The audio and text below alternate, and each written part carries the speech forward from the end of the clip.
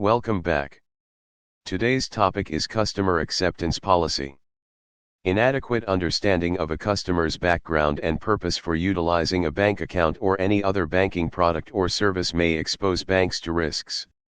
To avoid the same, every bank should develop a clear customer acceptance policy laying down explicit criteria for acceptance of customers. The customer acceptance policy must ensure that explicit guidelines are in place on the following aspects of customer relationship in the bank, such as 1. Banks should not allow the opening of or keep any anonymous account, or accounts in fictitious name, or account on behalf of other persons whose identity has not been disclosed or cannot be verified, or numbered customer account unless the details of the customer is fully known. 2. Parameters of risk perception are clearly defined in terms of the nature of business activity, location of customer and his clients, mode of payments, volume of turnover, social and financial status, etc. to enable categorization of customers into low, medium, and high risk. Customers requiring very high level of monitoring, example, politically exposed persons, should necessarily be categorized even higher.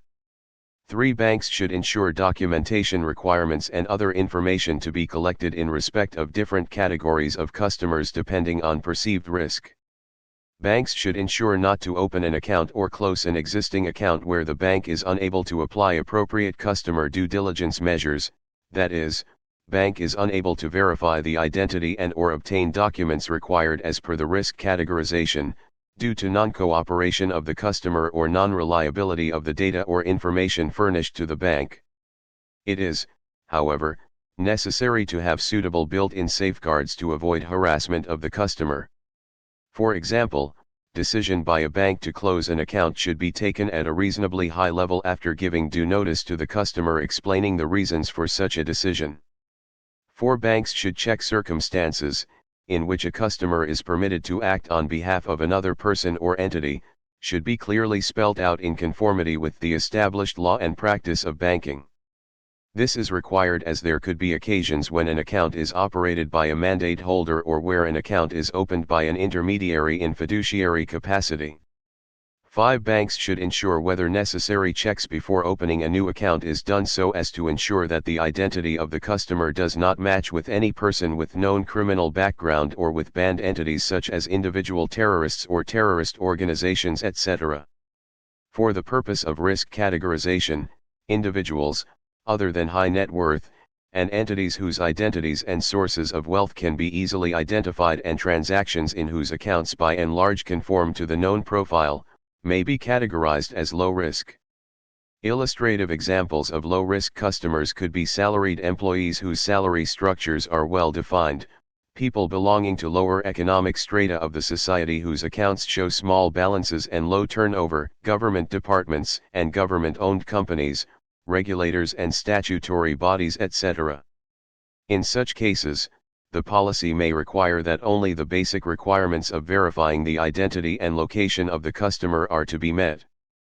6. Customers that are likely to pose a higher than average risk to the bank should be categorized as medium or high risk depending on customer's background, nature and location of activity, country of origin, sources of funds and his client profile, etc. Banks should apply enhanced due diligence measures based on the risk assessment, thereby requiring intensive due diligence for higher risk customers, especially those for whom the sources of funds are not clear. In view of the risks involved in cash-intensive businesses, accounts of bullion dealers, including sub-dealers, and jewelers should be categorized by banks as high risk requiring enhanced due diligence. Other examples of customers requiring higher due diligence include 1. Money service businesses. 2. Third-party payment processors. 3. Arms dealers. 4. Vehicle sellers. 5. Correspondent banks. 6. Non-resident customers. 7. Dealers in gems, stones, and precious metals. 8. Offshore trusts. 9. High net worth individuals. 10. Trusts, charities, NGOs and organizations receiving donations. 11. Companies having close family shareholding or beneficial ownership. 12. Private investment companies. 13. Politically exposed persons, PEPs, of foreign origin, customers who are close relatives of PEPs and accounts of which PEP is the ultimate beneficial owner, 14. Non-face-to-face customers and customers with numbered accounts. 15. Those with dubious reputation as per public information available, etc. However, there are exceptions. For example, non-profit organizations or NGOs promoted by United Nations or its agencies may be classified as low or medium risk customers. Not necessarily always as a high-risk customer. In addition to what has been indicated above, banks should take steps to identify and assess their money laundering or terrorist financing risk for customers. Banks should have policies, controls, and procedures, duly approved by their boards, in place to effectively manage and mitigate their risk, adopting a risk-based approach. As a corollary, banks would be required to adopt enhanced measures for products, services, and customers with a medium or high risk rating. Further, it is important to bear in mind that the adoption of customer acceptance policy and its implementation should not become too restrictive and must not result in denial of banking services to general public, especially to those who are financially or socially disadvantaged. That's all for today. Thank you. Hope you all now have a fair idea about customer acceptance policy. And you may now apply this knowledge to your day-to-day work. Have a nice day ahead. Stay tuned.